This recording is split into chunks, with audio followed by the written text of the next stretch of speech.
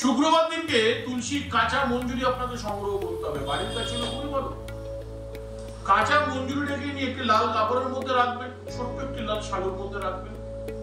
3টে গোমতী চক্র, 3টে হলুদ কড়ি, একটা গোটা তেজপাতা এবং আরেকটি খুব দামি জিনিস, সেটা বিশেষভাবে অনেক বড় মুদিখানার দোকানেতে পেয়ে যাবে।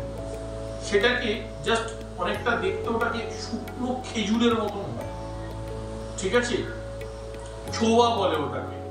সেই জিনিসটা আপনাকে নিতে হবে 3টে, নিয়ে লাল কাপড়ের মধ্যে রেখে ওটাকে একটা টুকলি বানিয়ে ফেলবে।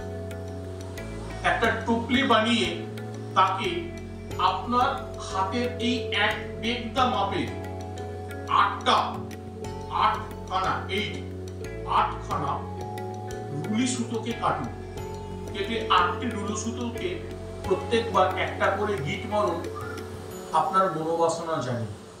ভালো করে গিট যখন মারা হয়ে যাবে, জিনিসটা ছোট হবে এইটুকখানি, সেটাকে নিজের ওয়ালেটে মানি ব্যাগে রেখে দেন।